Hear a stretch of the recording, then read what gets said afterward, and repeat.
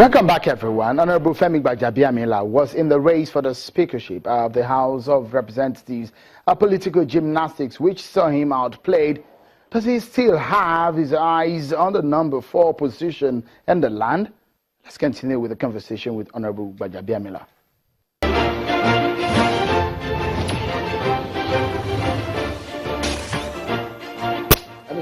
This was a president who, before he left, laid before the National Assembly the budget of recovery and growth, and this is a president who was saying, we hope he recovers and come back to the country. The state in which the country is undoubtedly is something that gives a lot of Nigerians concern. The value of naira to the dollar, it's an all-time low. Inflation is rising. Commodity is in the market is nothing to write home about. One wonders the kind of hope that your party gave to Nigerians is almost sometimes people say it's a nightmare right now. Well, yeah.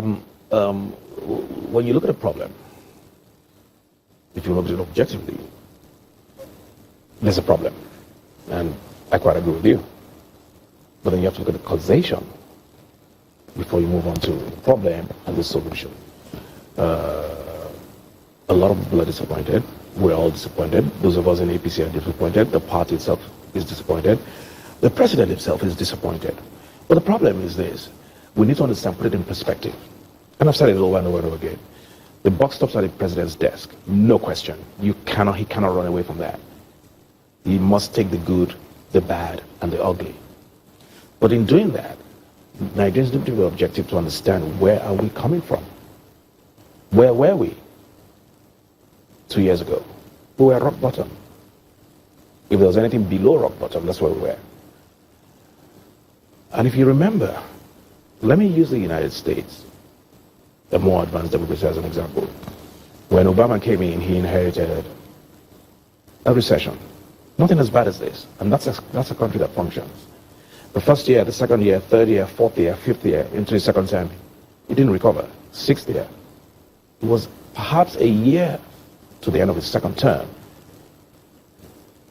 that the United States started getting out of its recession. So it took him almost 2 terms, and they're still there.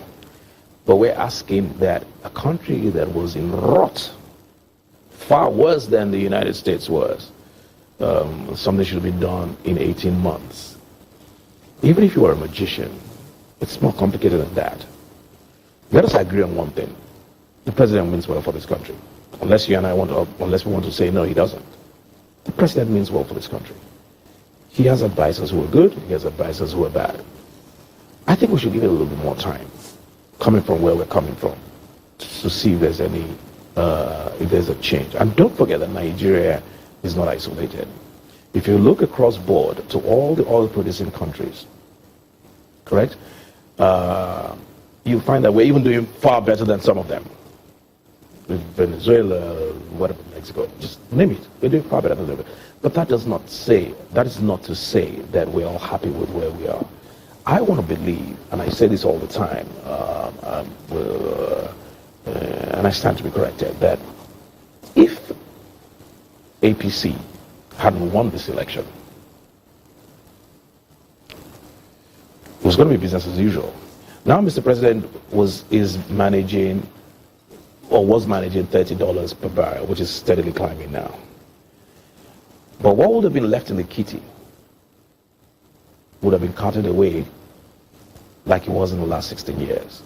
And then where would we be? What we're doing now is management. Let me give you a typical example of what I tell people. If you're a farmer, for instance, and you're head of your household, you have a wife and 3 children, you earn like 10,000 naira a month, say, for instance, and then suddenly a blight hits your farm. Due to no fault of yours, the blight hits your farm, your crops die, and you begin to earn 2,000 naira as opposed to 10,000 naira a month. As of a necessity, your children are going to be worse off. They're going to, quote unquote, suffer a little bit. There will be pains. If they were going to school by bus, they're going to start going to school, walking to school. If they went to school with, say, bottled water, they'll have to go to school now with pure water. Things will change. It's not going to be business as usual. From 10,000 to 2,000. A lot of people believe that there might be good intentions, but the pace and the strength of character looks not the right for the intentions that have been made. For example, it's about 6 months before the president could even put together a cabinet. And that's what people are saying. And if you say it needs more time, can you really be assured that you're going to win election in 2019?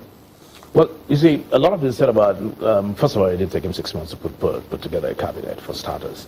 That's a bit of an embellishment. No, but it's almost 6 months. It was in the 6th month of his first year that before Minister of Ministers were announced. Now here's the thing.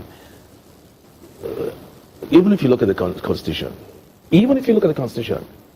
it's not obligatory for him to appoint ministers. What the Constitution says is that he may. He can exercise all the functions by himself, or he may delegate to ministers. It's not a must. And when you don't have ministers, you have permanent secretaries that would. So my point is this: it would have been nice if he had appointed his ministers earlier, but I think too much premium is being placed on that to determine whether or not progress was slow or progress was fast. As of today, even Donald Trump does not have his full complement of his cabinet as of today, and this is a functional country. So, slow, yes, but slow and steady wins the race. There needs to be deliberate, which is what I think the president is doing. He's deliberately looking. Things could be better. Yes, I totally agree. But I think it's going to be difficult for me to sit down here and criticize my party, criticize my that's just the way it is. Instead, I would encourage the party and encourage the president. Tell the party, nobody's perfect, what we could be doing better. And I'm sure, and I totally agree with it. There's so many things that we could be doing better. So many things.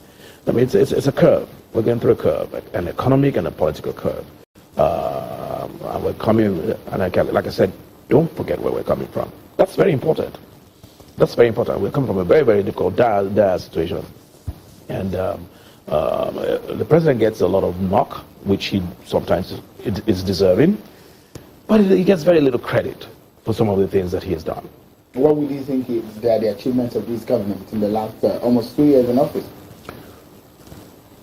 Savings, budget, TSA, a robust, reflated economy in the last 2 budgets, budget performance. Prior to now, we never had, budget performance was at 30%. Even the budget of Jonathan that he inherited, he performed almost 60-70%. Right now, budget is at well over 50% performance. It's never been done in Nigeria. So these are things he's injected, he's inflated stuff into the economy. So these are things that I believe that Nigerians should look at. Corruption, people talk about that, and it makes I shudder when Nigerians say, "Oh no, we want corruption. Bring it back," because we're suffering. You see, the message that is being sent is this: that we are a country that thrives on corruption. Maybe because a lot of people also believe that the anti-corruption war is also one-sided. I don't see how it's one-sided. I don't. There are more PDP that have been picked up than APC, so it makes it look like there's a party of saints and a party of thieves. When you look at the political landscape and the economic landscape in the last 16 years, who were the people that had access to power and had access to the treasury? It's as simple as ABC. You can't say, oh, there are more people. You have to look at the ratio. So your party is a party of saints right now, is that what you're saying? No, there are no saints in Nigeria. Nigeria is not a country of saints. The party is not a country of saints. But you got to start somewhere. But that's what it looks so much like that the anti-corruption war looks like. No, not at all. There are party members that have been picked up. I can't tell you off the top of my head, but there are party members that have been picked up. Now, the anti-corruption war, even if it's one-sided, That's the other side of the interview with Honorable Femi Gbajabiamila. Well, he spoke to us about the budget of 2017 and, of course, the issue of budget padding, which, of course, we will bring to you right here on Channels Television. But we'll take a moment. And when we return, my next guest has worked as a presidential spokesperson to the immediate past president of Nigeria, Goodluck Jonathan. Recently, he wrote about his experiences on which he said there are demons at play in most things which happens at the seat of Nigeria's presidency. Are those demons still active? Find out after now.